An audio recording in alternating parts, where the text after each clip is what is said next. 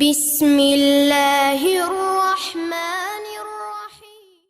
இப்போ நபி ஸல்லல்லாஹு அலைஹி வஸல்லம் வந்து இசையை வந்து ஹலால்னு சொல்லிட்டாங்க. இசைக்கு வந்து இஸ்லாத்தில் அனுமதி இருக்குது இப்படிங்கிற கருத்தில் வந்து இந்த உலமாக்கள் சொல்கிறாங்க. உலமாக்கள் அப்படின்னு சொல்லி சொன்னால் ஒரு கூட்டம், சின்ன சாரார்கள் சொல்கிறாங்க. இப்போ இந்த விஷயத்தை பார்க்கும்போது இசையை பார்த்தீங்கன்னா பல விஷயங்கள் இருக்குது. இப்போ இசை கருவிகள் இருக்குதுல்ல, இசை கருவிகள் பார்த்தீங்கன்னா இப்போ இசையை பொறுத்த வரைக்கும் பார்த்தீங்கன்னாவே அது வந்து கர்நாடக இசைன்னு இருக்குது. அதே மாதிரி பார்த்தீங்கன்னா இந்துஸ்தானி இசைன்னு இருக்குது இந்தியாவிலேயே, இந்த மாதிரி இசையெல்லாம் இருக்குது. அப்போ அதே மாதிரி பார்த்தீங்கன்னா இந்திய இசை இருக்குது, ஐரோப்பிய இசை இருக்குது, பாரசீக இசை இருக்குது, கிரேக்க இசை இருக்குது, எகிப்திய இசை இருக்குது, அரேபிய இசை இருக்குது, சீன இசை, இந்த மாதிரி நிறைய ஊருக்கூர் வித்தியாசப்படும், நாட்டுக்கு நாடு வித்தியாசப்படும். இத்தனை இசைகள் இருக்குது.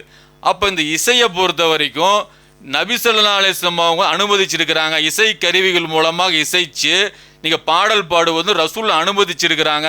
இது இஸ்லாத்தில் தடை இல்லை அப்படின்னா நபி ஸல்லல்லாஹு அலைஹி வஸல்லம் காலத்தில் பயன்படுத்தப்பட்ட இசை கருவிகள் ஒன்று இருக்குமா இல்லையா?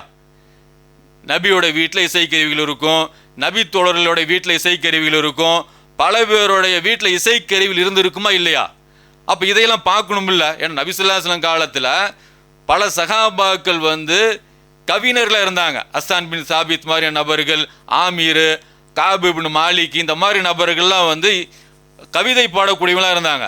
அப்போ இசை கருவிகள் இருக்கணுமா இல்லையா? அப்போ இசை கருவிகள் பார்த்தீங்கன்னா எந்த வகையான இசை கருவி நபி ஸல்லல்லாஹு அலைஹி வஸல்லம் காலத்தில் வீடுகளில் இருந்துச்சு, நபி தோழர் வீடுகளில் இருந்துச்சு. உதாரணத்துக்கு பார்த்தீங்கன்னா தமிழர்களுடைய கலாச்சாரம் பல விஷயங்கள் இருக்குது இசையில். அது வந்து 8வது பாடப்புக்கில் கூட வந்துருக்குது. இசைக்கரு வகைகளை வந்து 4ஆக பிரிக்கிறாங்க. அதாவது பார்த்தீங்கன்னா விலங்குகளுடைய தோளால் வந்து மூடப்பட்டு செய்யப்படும் கருவிகள் தோல் கருவிகள் அப்படிங்கிறாங்க. இன்னும் ஒவ்வொரு நாட்டுக்கு வித்தியாசப்படும் கருவிகள். இது வந்து எடுத்துக்காட்டு வந்து இந்த முரசு கொட்டுறதெல்லாம் அந்த மாதிரி இருக்குது.